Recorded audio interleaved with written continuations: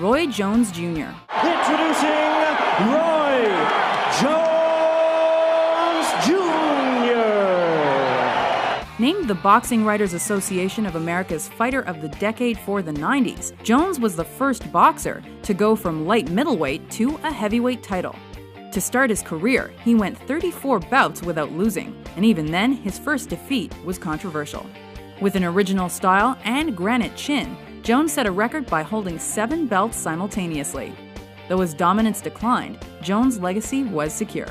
Joining boxing's elite, the new WBA heavyweight champion of the world, Roy Jones Jr. Number 9. Fedor Emelianenko. Fighting out of Staroyalska, Russia, Fedor.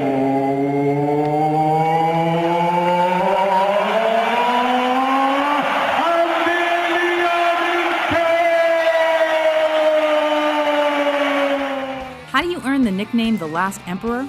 Try going undefeated for almost a decade.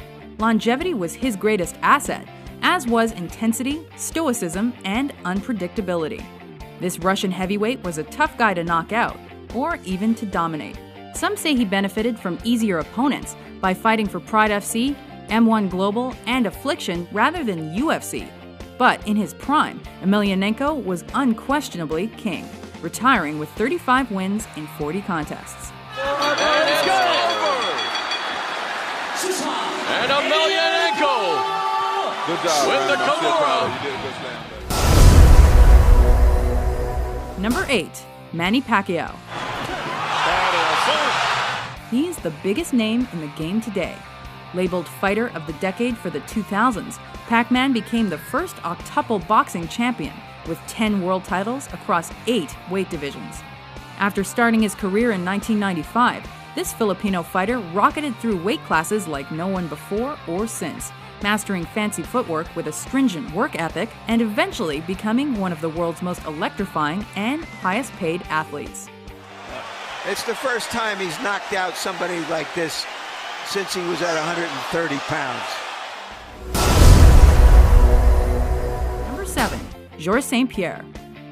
This welterweight has the brains, brute strength, and discipline to succeed in the octagon. Plus, he's a great MMA ambassador. GSP's got a solid martial arts background, with karate, boxing, jiu-jitsu, wrestling, and Muay Thai capping off his skills, and making him a well-rounded fighter.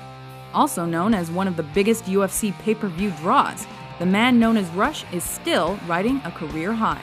I feel like a samurai, I train every day. I work on what I love to do until I try to reach a perfection, even though I will never be able to reach it, but every day I try to get better at what I do. If I could do that for the rest of my life, I'll be happy. Number 6. Mike Tyson. Once the undisputed world heavyweight champion, Iron Mike claimed victory his first 19 professional fights, all by KO. As the youngest boxer to hold titles like the WBC, WBA, and IBF heavyweight belts, the baddest man on the planet was dominant and dreaded in the 80s and 90s, and could have possibly taken any guy on this list in his prime. How'd he win so much? He fought dirty. Oh, and some nasty stuff in there. There needs to be a bite almost. Holyfield is very unhappy. Look at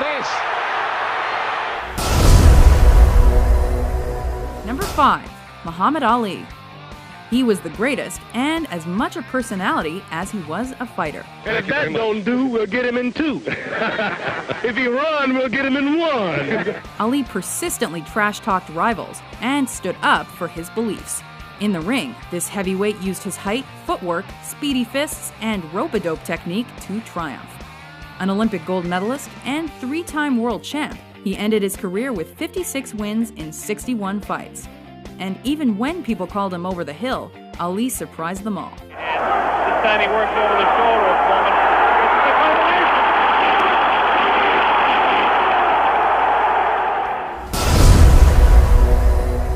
Number 4. Joe Louis.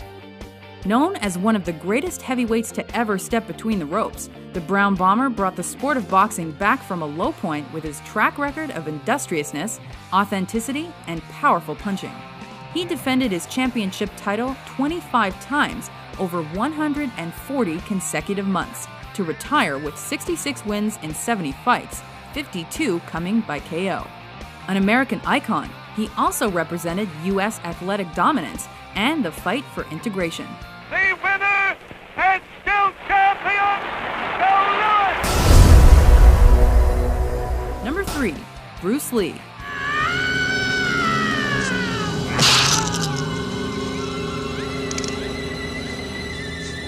Lee had the goods to back up his pop culture status.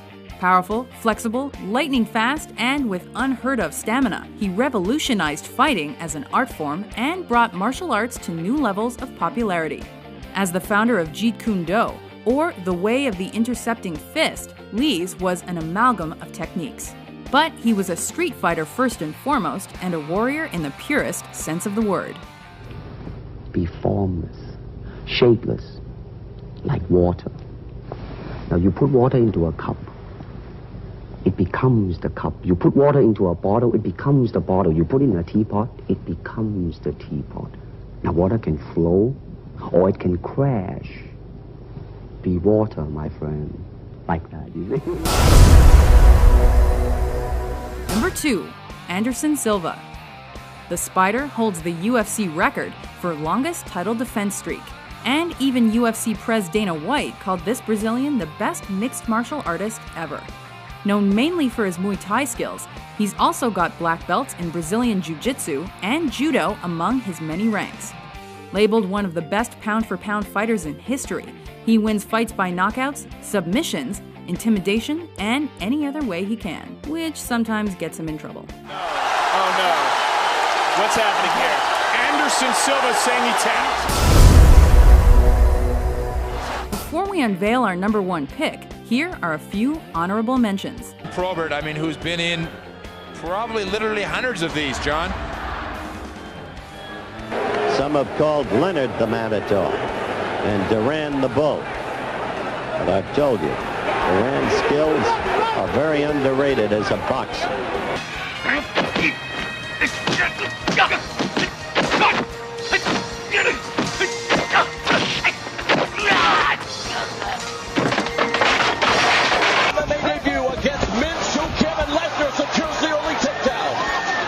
This is actually where Mincy Kim wants to be.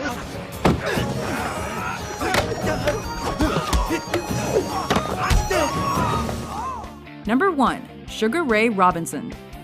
Cited by many as history's greatest boxer, Robinson is the man for whom the pound-for-pound rankings were created.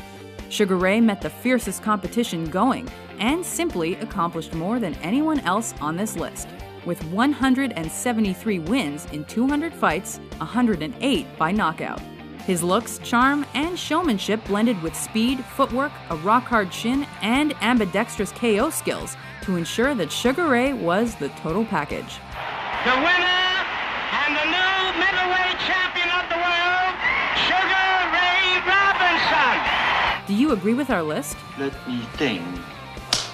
Who do you think is the greatest fighter of all time? Don't think. Feel. Big strong!